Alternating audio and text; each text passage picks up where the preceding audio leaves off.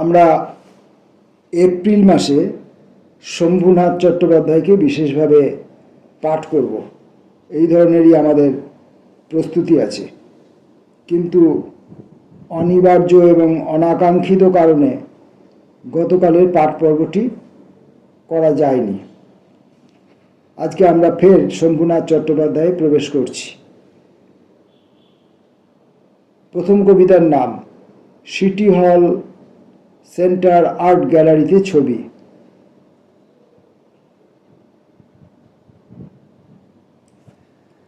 আমাকে বিস্মিত করে ডুবো পাহাড়ের কোনো অতর্কিত ছবি। আমাকে বিস্মিত করে ডুবো পাহাড়ের কোনো অতর্কিত ছবি। স্বচ্ছ জলে দেখা যায় কোরাল রিফের ঘন ছায়া, জটিলতা নেমে গেছে গহন সমুদ্র তলদেশে। ছবিটা রহস্যময়। আরও এক দৃষ্টিকোণে মনে হয় শেষে ব্যর্থ সব ভালোবাসা, স্মৃতিরেখা, ঘন বিষাদের কালো ছায়া এমনই গহন। ডুবো পাহাড়ের মতো জল নীল অন্তরালে আছে হৃদয় সমুদ্রে চিরদিন। অথচ ওপরে দেখো যথারীতি শান্ত মেঘ, দিগন্ত আকাশ।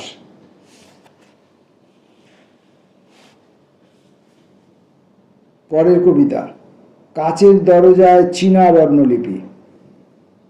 ভালোবাসা চিরকাল আমার অজ্ঞাত রয়ে গেছে। চীনা অক্ষরের মতো চিত্রময় কারুকাজ, অথচ অজানা দুর্বোধ্য ভাষার এক শব্দহীন গভীরতা যেন। এমন রহস্যঘন আর কিছু বর্ণমালা দেখিনি জীবনে। অচেনা শহরে কোনো বন্ধ দরজার কাছে জটিল রেখায় কার যেন ছায়ামুখ কিছুক্ষণ ভেসে উঠেছিল। এখনো আশ্চর্য ভাবি, সেদিন কি কাছে লেখা ছিল স্বাগতম, অথবা কঠিন সেই শেষ কথা প্রবেশ নিষেধ। মনে দ্বিধা ছিল, তাই আবার ফিরেছি একা পথে। জাহাজের মাস্তুলে শিগল। মাস্তুলে বসেছে এক সাদা পাখি, নিঃশব্দ শিগল। যেদিকে রয়েছে তার মুখ, মাটি আছে নিশ্চয় সেদিকে। ক্যাপ্টেন বলেছে খুব রহস্যজনক এই কথা। এবারও আশ্চর্য কথা, শিগল কি করে জানে দূর দিগন্ত রেখার নিচে স্থলভাগ রয়েছে কোথায়? যদিও এখন ধুধু দিগ্বলয়, চারিদিকে শুধু জলরাশি। সামুদ্রিক পাখি দেখে সহসা আমার মনে হয় এমন রহস্যময় আরও এক সাদা পাখি আছে চেতনার মাস্তুলে কোথাও, যার চোখে ধরা পড়ে ভবিষ্যৎ কালের আভাস। আগামী ঘটনা কিছু কোন দিকে দৃশ্যমান হবে অন্তরালে সেই পাখি জানে।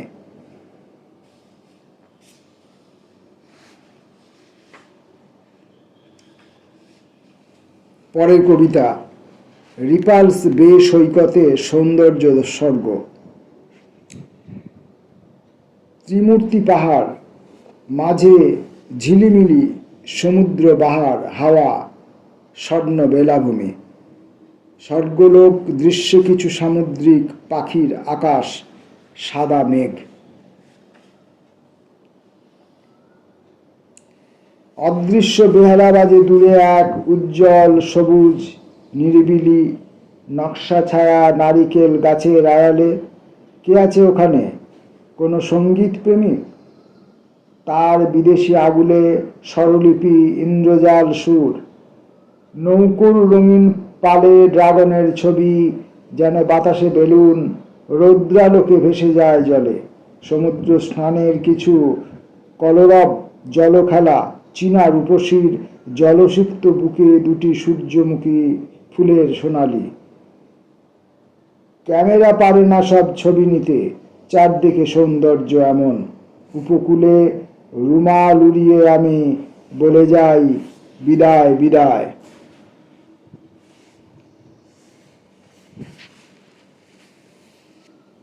ভিক্টোরিয়া পিক থেকে হংকং বন্দরের দৃশ্য।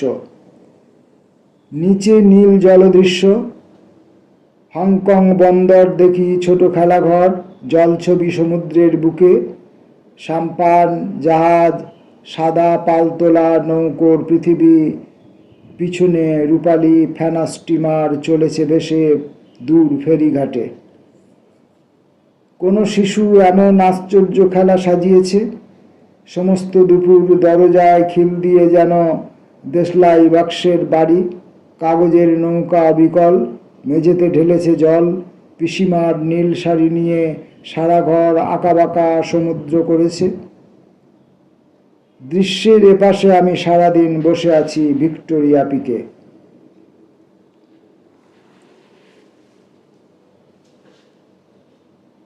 লান্টাও দ্বীপে পুরনো বৌদ্ধ মঠ। তুমি চলে গেছো এক উদাসীন বুদ্ধ মূর্তি রেখে। ভালোবাসা চন্দন কাঠের কিছু প্রাচীন শিল্পের রূপছায়া। ফিরেও দেখো না আর সে কোথায় পিতলের সিংহাসনে আছে।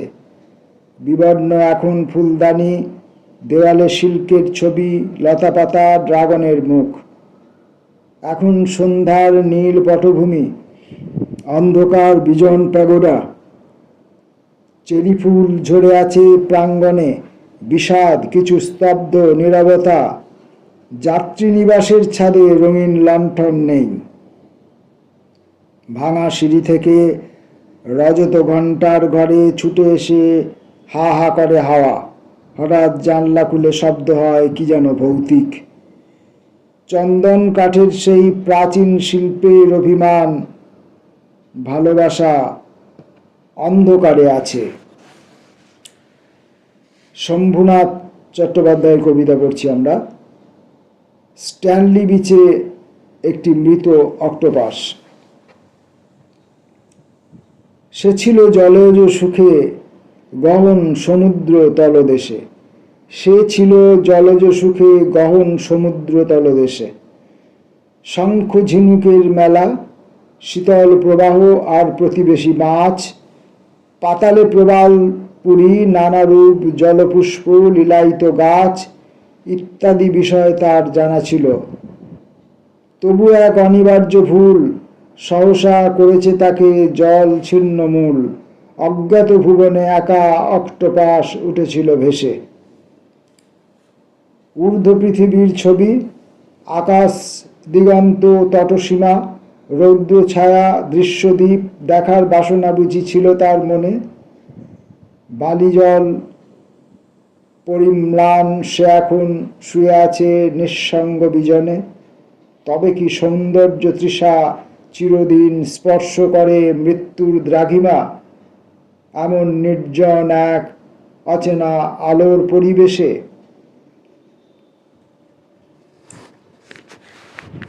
স্টোন ক্যাটার্স আইল্যান্ডে একা। হীরা চুনি পান্না নয়, দুঃখের পাথর কেটে দিন চলে যায়।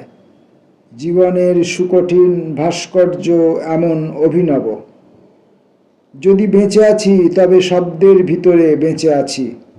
পাথরে আঘাত করি, স্ফুলিঙ্গ জোনাকি ঝরে পড়ে। এই সুখ হাতে নিয়ে ফিরে যাব সূর্যাস্ত হাওয়ায়। আজকের মতো আর একটি মাত্র কবিতা, মধ্যরাত্রির হংকং। ট্যাক্সি জানে আঁকাবাঁকা কোন পথে ছুটে যেতে হবে। সামান্য ইশারা পেলে দ্রুত গতি চলে যায় পাতালপুরীতে। অপরূপ নৈশ শোভা ঝলমল মার্কানি নিয়নে। নক্ষত্র রঙিন রাত দেখা যায় জানালার কাছে। ভিতরে আদিম গুহা, নগ্ন বাসনার দেশ। এক ছায়ালোক ক্ষুধার্ত বাঘের মুখে ছুঁড়ে দিয়ে বিবসনা যুবতী শরীর মধ্যনিশি হেসে ওঠে যেন ঘোর অরণ্য বিজনে। অথবা কোথাও তাস, গভীর মায়াবী দাবা ছকে, জুয়ার টেবিলে টাকা, আংটি, ঘড়ি, স্বর্ণচেন ক্রমশ হারিয়ে ট্যাক্সিতে আবার একা ফিরে আসে মাতাল নাবিক। নমস্কার।